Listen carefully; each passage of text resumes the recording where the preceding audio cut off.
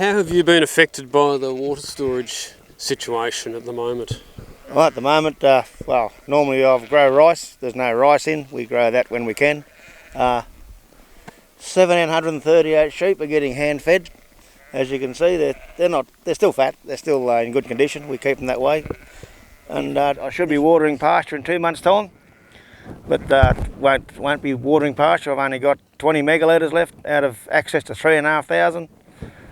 We've got 6% of my allocation. I'll use some of that, use most of it in the spring. So how has that affected you and the town at this point? At the moment, I've got too many young fellas, what I call young fellas, the young farmers, 40-odd-year-olds with young families. Got millions of dollars tied up in the district, and they're starting to look around, buy farms elsewhere, and just they're starting to struggle to see a future, and it's not good. It's going to gut our district. Well, it's emptied the pipeline, I call it. Normally we've got money coming in, so now at the moment the pipeline is empty. So when we do ramp up again, we'll be going back into debt or further in debt, whichever situation we're in. And it's starting to gut our district. It really is. That has a flow-on effect throughout the town, obviously. Throughout the town, farmers employ people. They're hanging in there so far. Some are laid off.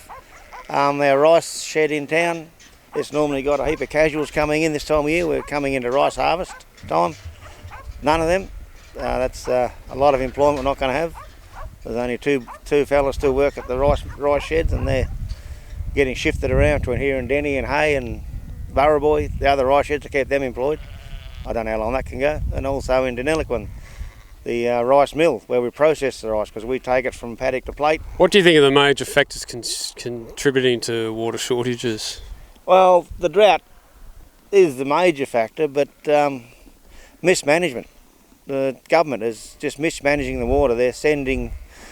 Last year they ran the Barmer forest full for 125 days, which wasted 330,000 megalitres of water. It went to not out of the Environment Fund, to come out of our fund to get water to South Australia. They're sending water down the bottom of South Australia to keep a natural estuarine system full of fresh water. What do you think will help solve the problem? Rain would help.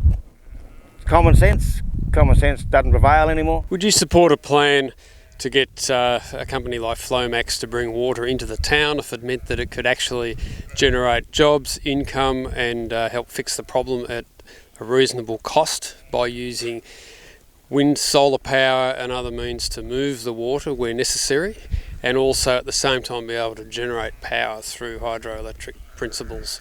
And that would obviously, of course, bring water into the town at a more affordable cost.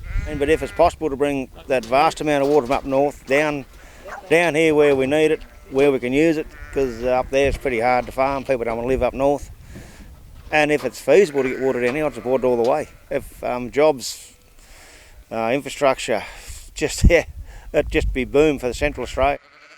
Because Flowmax has got a plan in place to actually create this sort of situation, and we're looking to get support. So someone like yourself would be very happy to agree that an idea that could do all those things would actually be of benefit to your town.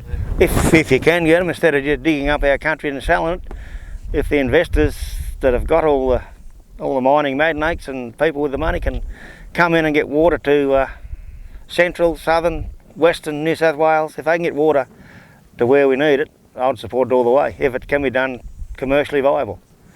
That's just if we can do it. Yep. And make money out of it. What do you think would be the benefits of cheaper and easier accessed water? Well, keep the district viable, and start up maybe new districts too, where if they can get water to where it's never been, if that's possible. But production, keep Australia clean and green. We've got the cleanest produce in the world, and we're lacking in growing it because of the water situation. We can't grow it. We can't grow rice. Like, that's 40,000 of the poorest people in the world per day we feed of a sustainable product. Rice is base food. And just keep inland Australia viable.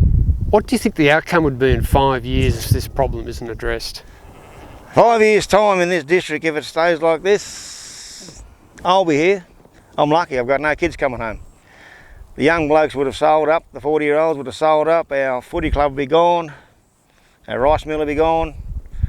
Our town will be a tourist town, a retirement town. Our district will be a ghost town.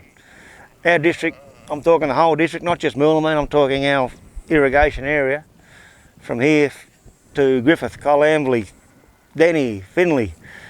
It'd gut it. It'd never recover. It's on the brink of disaster at the moment. Are you aware of any other solutions to fix the problem? Nah, there's too many people trying not to fix it. They are making it harder and harder to get water, to keep water, to grow stuff, to just produce stuff. It's just getting harder. There's no solutions except for rain, or this water from up north that's always been talked about, or dig a great trench to Lake Eyre and fill it with seawater. So that's always been a theory. It'll rain more. If implementing a large-scale program like the Snowy River scheme that brought water and generated its own power, what do you think would be the benefits for the region and the town? We'll have green power, more power, stop our carbon footprint in Australia, and bring water for production of sustainable food.